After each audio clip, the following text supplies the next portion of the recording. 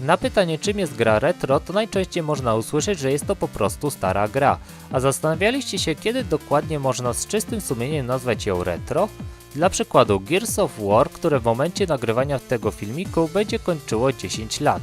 Jest już grą retro? Jakie warunki gra i sprzęt musi spełniać, aby trafiło do tej kategorii? Jeśli temat Was zainteresował, to zapraszam do oglądania. Aby zacząć w ogóle ten temat, najpierw trzeba zdefiniować, co samo słowo retro znaczy. I tutaj pozwolę sobie zacytować Mirosława Bańko, znanego i szanowanego językoznawcę. Słowo retro, tak w angielskiej jak i w polszczyźnie, pochodzi z języka francuskiego, którym jest kontynuantem łacińskiego retro, co znaczy wstecz. W języku angielskim istnieje ponadto inne retro, rzeczownik powstały przez skrócenie rzeczownika retro rocket, oznaczającego rakietę, którą lądujący statek kosmiczny wystrzeliwuje w kierunku swojego ruchu, aby zwolnić i wylądować bezpieczniej. Oba angielskie słowa retro pośrednio wywodzą się oczywiście z łaciny. Stamtąd też, a nie z kosmonautyki, wzięło się retro w sformułowaniu moda retro.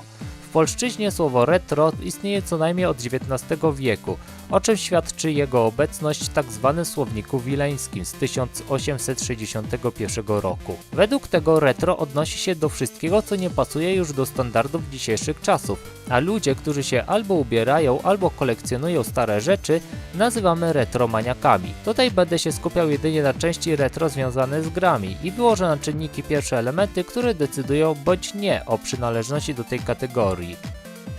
Czy grafika ma znaczenie?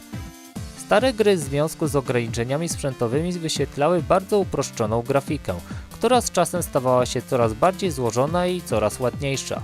Jednak czy grafika z poprzednich generacji decyduje o przynależności do retro? Otóż nie, gdyż dzisiaj twórcy bardzo często specjalnie stylizują swoje gry na produkcje z tamtych czasów, pomimo że mogliby zaimplementować o wiele ładniejszą grafikę, a tych nie nazwiemy grami retro.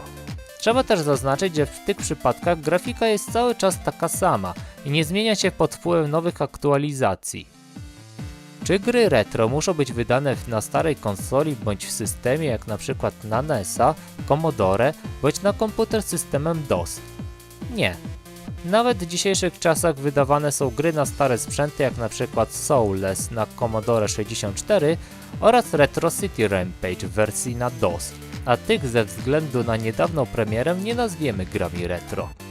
Trzeba jednak zaznaczyć, że są to gry wydawane przez pasjonatów, a nie przez większe firmy, które bardzo często remasterują stare klasyki, by chodziły bez większego problemu na współczesnych sprzętach, jak np. Grim Fandango oraz The Day of the Tentacle, bez potrzeby używania programów emulujących. Czy wsparcie ze strony wydawców musi być wstrzymane? Nie.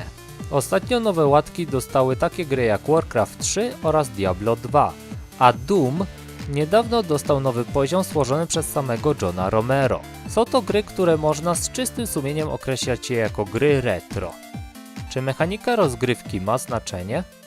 Każdy gatunek z określonej generacji charakteryzował się swoimi odrębnymi zasadami, jak na przykład w FPS-ach z lat 90. nie dominowały takie elementy jak samoregenerujące się zdrowie oraz przybliżanie broni, które w dzisiejszych czasach są standardem. I jeśli są produkcje, które odchodzą od tego założenia, z miejsca nazywa się je grami oldschoolowymi. Dlatego uważam, że mechanika nie jest aspektem decydującym. Pozostała nam jedna decydująca cecha gier retro, a jest nim wiek. I tu następuje główne pytanie. Czy jest jakiś określony czas, po którym można grę nazwać retro? Otóż nie.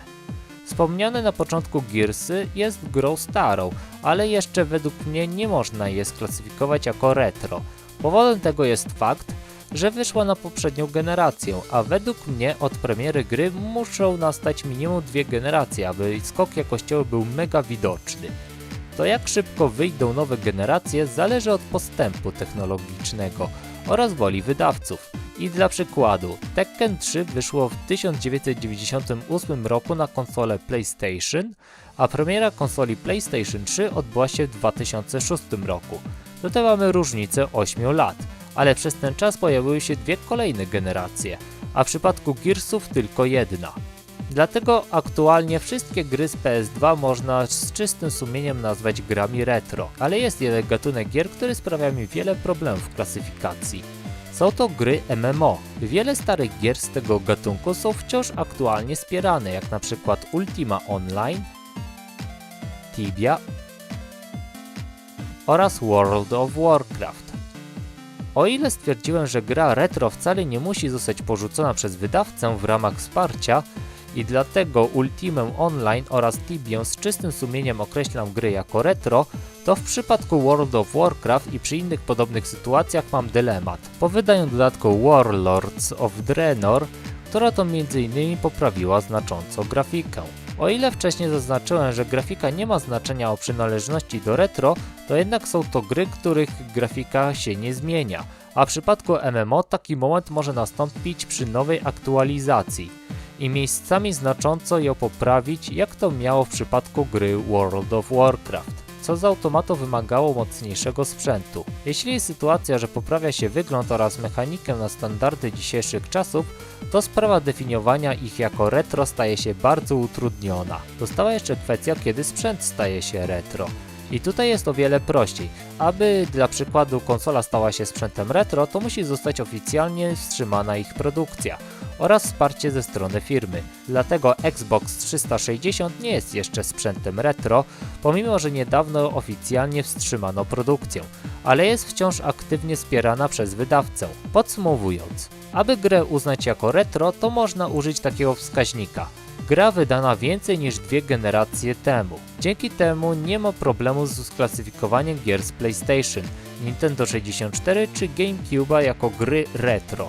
Jednak spójrzmy trochę w przyszłość. Niektórzy wskazują, że niedługo pożegnamy się z tradycyjnymi generacjami konsol, a miejsce ich zastąpi usługa streamowania gier, która będzie dostępna na każdym współczesnym telewizorze czy urządzeniu przenośnym podłączonym do internetu.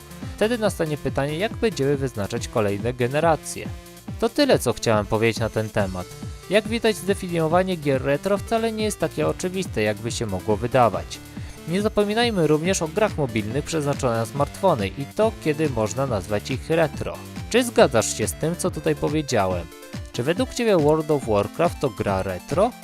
Jeśli masz jakieś ciekawe przemyślenia związane z tematem klasyfikacji gier do retro, bądź nie zgadzasz się z tym, co powiedziałem, to napisz mi o tym w komentarzu, oczywiście z zachowaniem wszelkich zasad etykiety. Z wielką chęcią przeczytam. A tymczasem się z Wami żegnam i widzimy się w następnym filmiku. Cześć!